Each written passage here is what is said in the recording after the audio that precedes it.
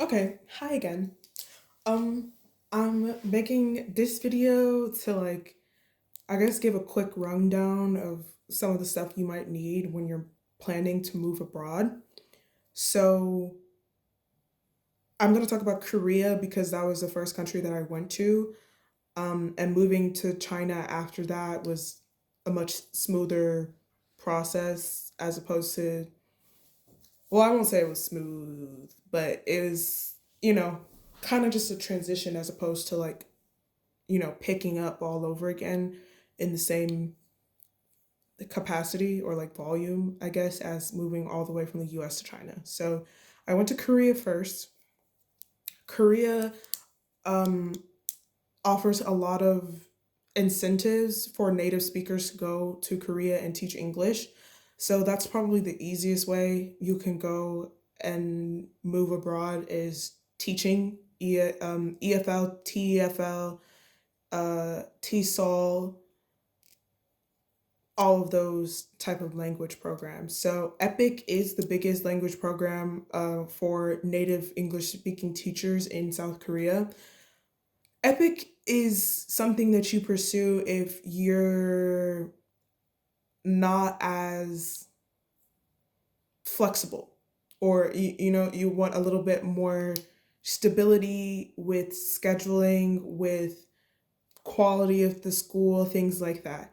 Whereas you can make more money working at Hagwons, but that also comes with plenty of its own challenges. So I don't regret choosing Hagwons just because of the money I was able to make and save and things that I was able to do, and the quality of like my housing and stuff. But I do feel like it definitely would have been easier had I gone the Epic route and taken a bit less money. I would have probably had not nearly the amount of struggle that I had in South Korea had I gone through the EPIC program instead. But EPIC largely seeks to place native teachers in really rural areas, countryside areas, things like that, because that's where they need English teachers. It's not very hard to find bilingual teachers, like Korean teachers and uh, things like that, or foreign teachers in Seoul and in the major cities. So what I did was look through Dave's ESL. That was my main point of looking for jobs for South Korea was Dave's ESL, and some Facebook groups. I would say still be very cautious with Facebook groups because Facebook groups have a lot of illegitimate recruiters and recruiting agencies on Facebook. So I'll probably put in the description the recruiting agencies that were terrible that I would suggest that you just avoid at all costs, because they're rude or they try to pressure you into signing very, very illegal contracts, which they're really banking on the fact that you don't know your stuff. They're really trying to capitalize on the assumption that you haven't done your own research, that you don't know anyone in South Korea, that you have no clue what a proper, contract looks like for Korea. No, you have no clue what the schedule, nothing. They're kind of banking on the idea that you would depend on them fully for any information regarding jobs and contracts and things like that. So I tried two different agencies where the men were very rude and disrespectful. They acted like racism wasn't a thing in Korea when it came to hiring. They acted like I should be grateful that they're even helping me and things like that. Like, even though they work for the school, like at the end of the day, though, the recruiter will always look out for their interests first, their best interests first, not even necessarily the school's best interest. They'll look out for their own best interests first. Um, but they get paid by the school. So they're also not looking out for you either, which is why I would say try to avoid recruiting agencies as much as possible unless you absolutely like cannot avoid it. Is my take on it after having tried multiple different recruiting agencies and either not hearing back after way too long of like a pause in or break in communication, or they're just awful in general. So be aware of the blacklist. There's a Korean Hagwon blacklist that I absolutely recommend you look at and add your own stories, um, because it is helpful to tell other people your stories. Now, you can take it with a grain of salt because, everyone's different. They treat people different. Management changes, all types of stuff happens. But if there's certain franchises that are on the list repeatedly in different locations, chances are it's just not a good place to be for a foreigner in general. Like, chances are they didn't just have a 180 in a couple months. Chances are the whole brand or the whole franchise is something to kind of avoid. Um, and there's a couple like top hot ones that are known for people to avoid, like that are on every Hagwon blacklist there is. People will still post on Facebook about avoiding these places. So I will put it in my description box.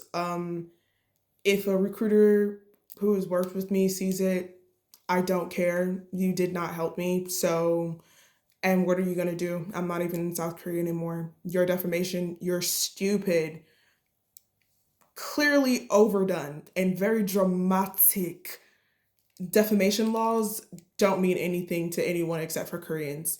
Um, Mind you, and be aware also for the foreigners who are maybe thinking about going to Korea as their country of choice for moving abroad, that Koreans are very, very sensitive about you talking about them, even if what you're saying is true.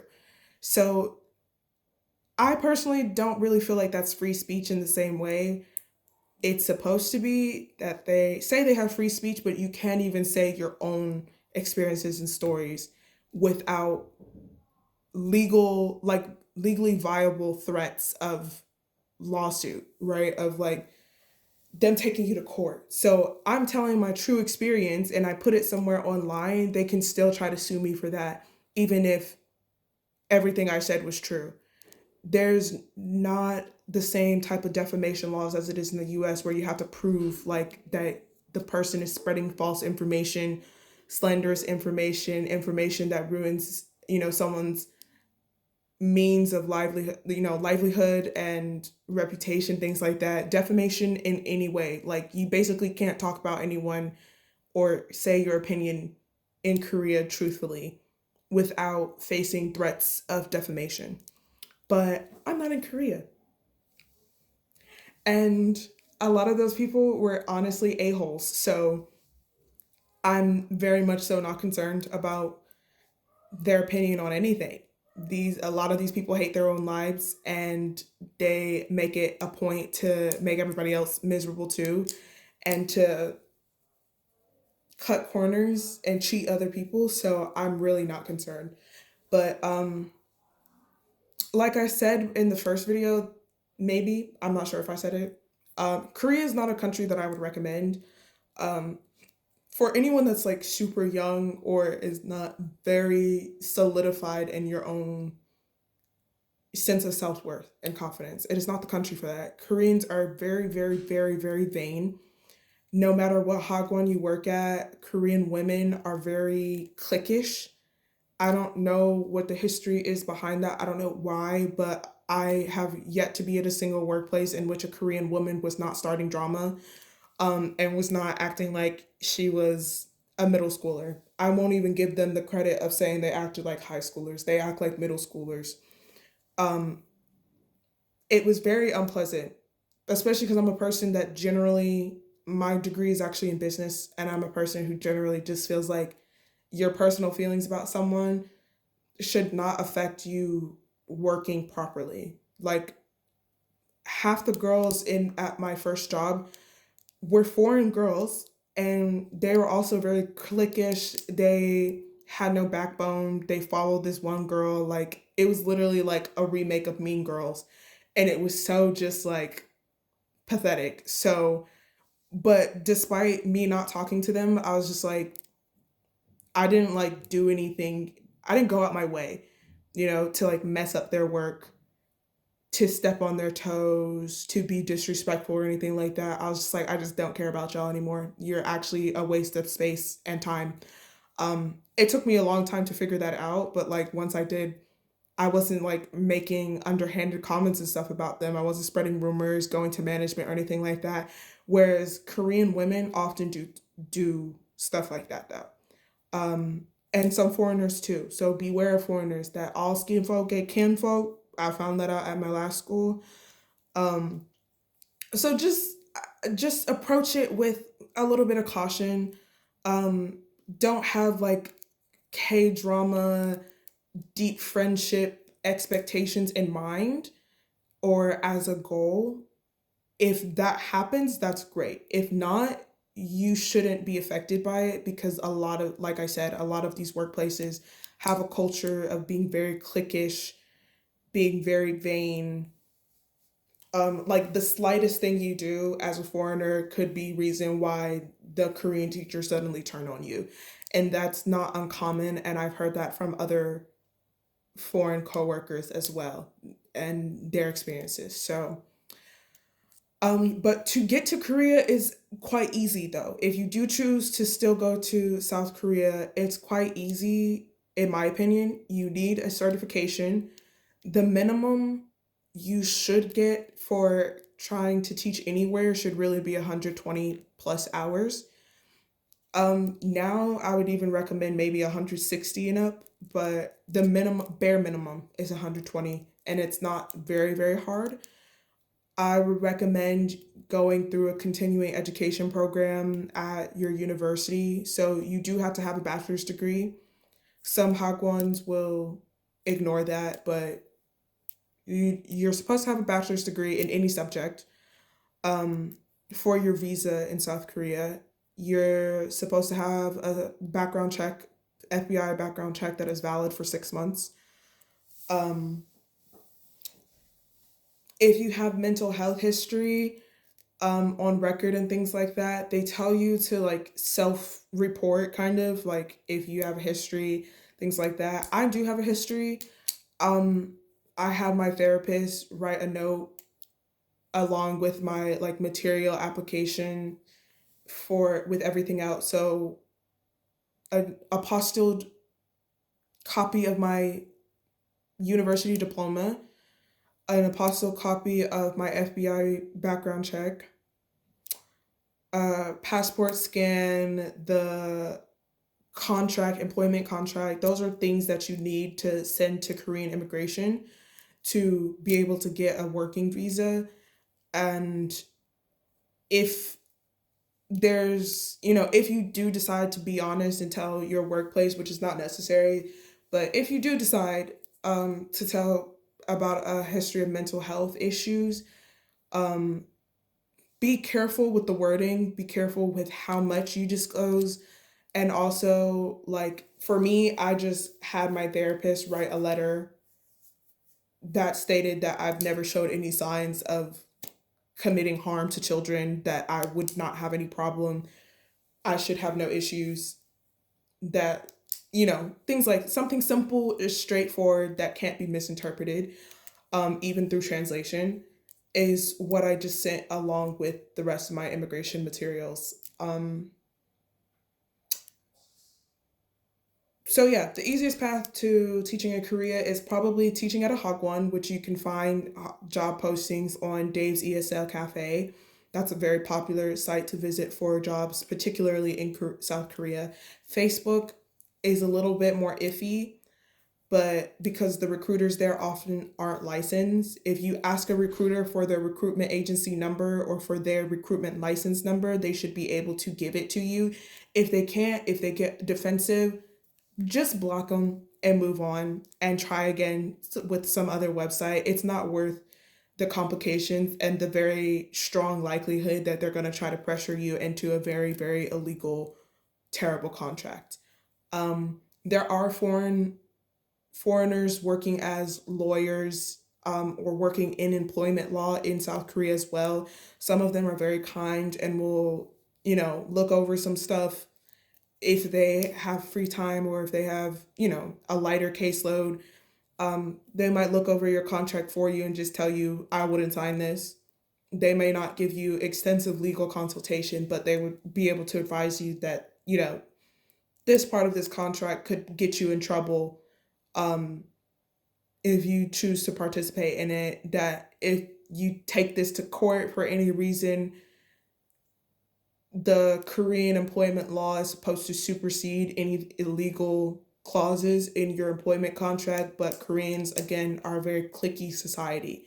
They're very us versus them type of people. So that also could go any way. It could go either way. Um, so documents, your TEFL certification or your TESOL certification is gonna cost you a pretty penny. So you do have to be aware of like the timeline for these things. An FBI background check, even if it comes back clear, it could take like up to 5 weeks or something for it to even be processed for the results. And then you also have to get it apostilled. So which adds like another 2 weeks at least before it gets sent back to you. And you need to scan those documents and send them to your recruiter or your job in Korea so they can send your documents to Korean immigration so you can get your visa in America first. So you'd have to go to your nearest Korean consulate in America to receive like your physical visa and your passport before you even go to work there and settle in. A lot of Korean jobs, though, if they're hiring native English speakers, often do pay for your housing.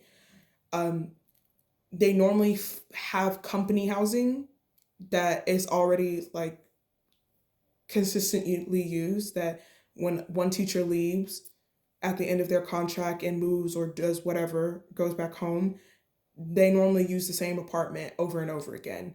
And they pay the rent. You wouldn't have to pay, or you shouldn't be expected to pay a deposit fee, and you shouldn't be expected to pay rent. The only thing you should be expected to pay is utilities. And when you leave, maybe cleaning fees. But that also is dependent on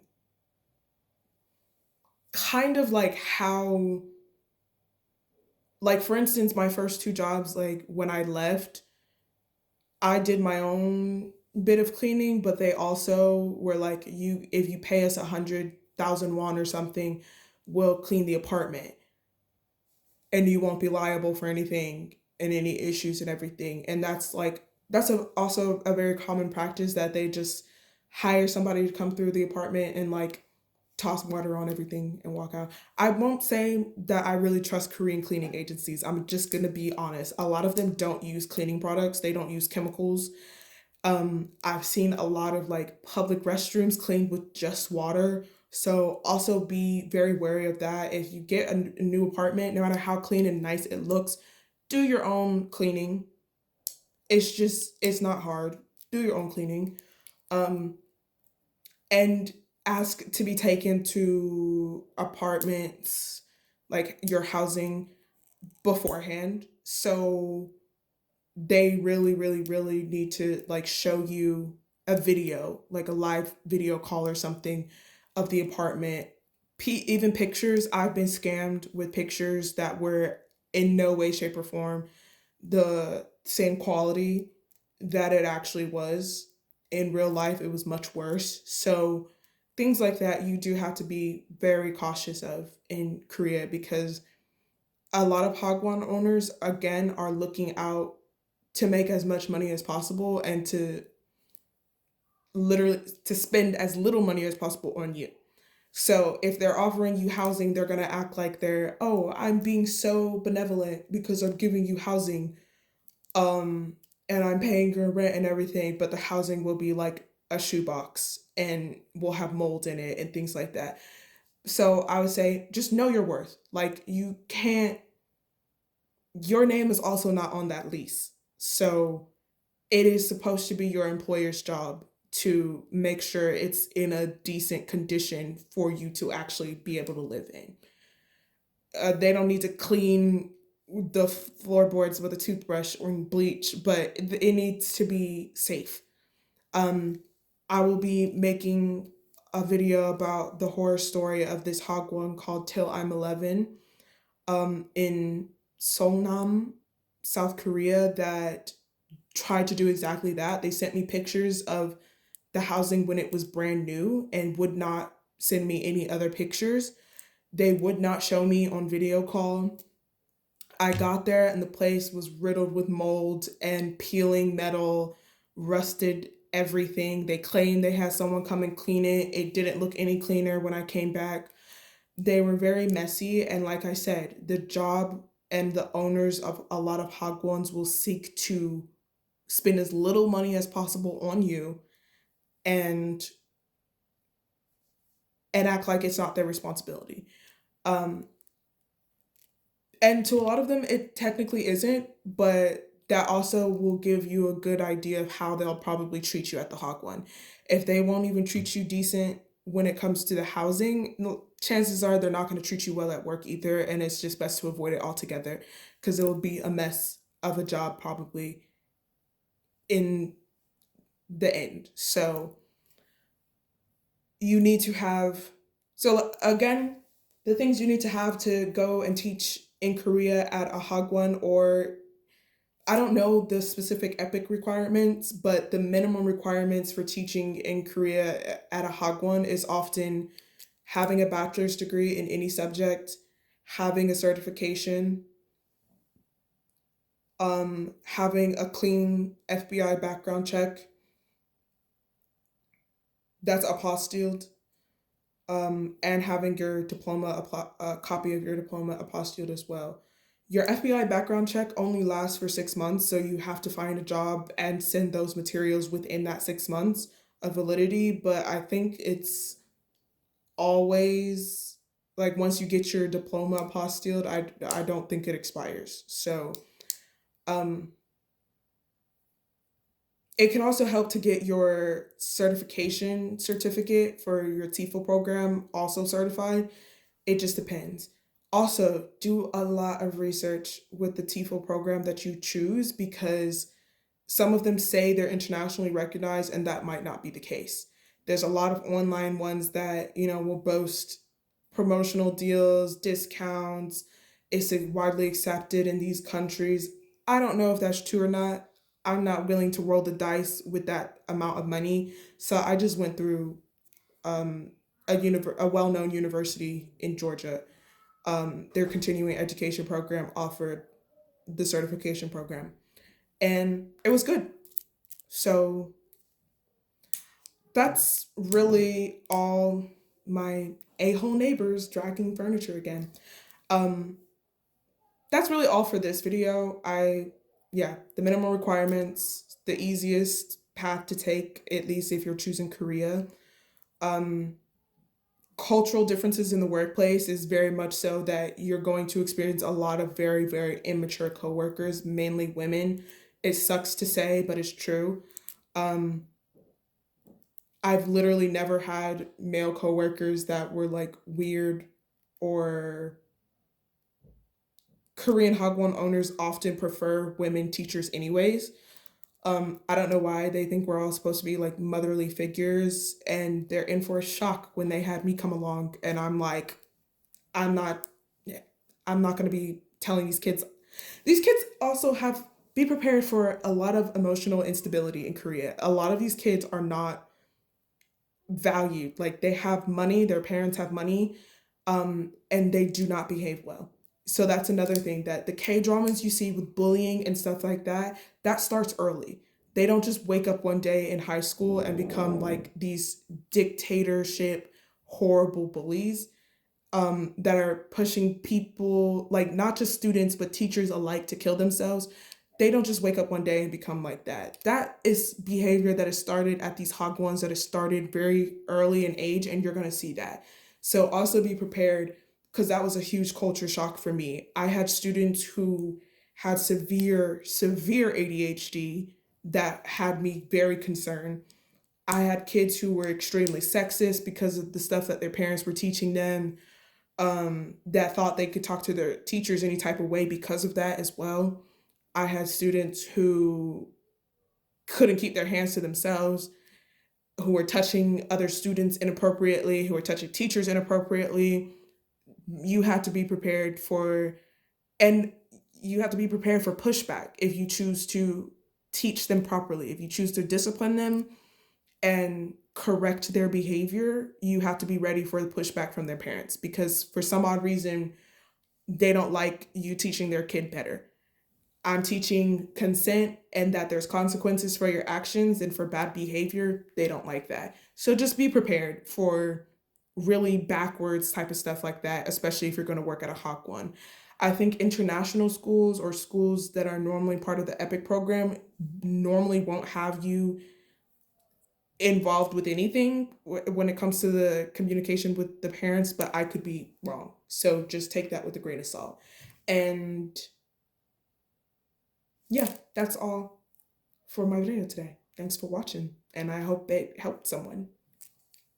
Bye.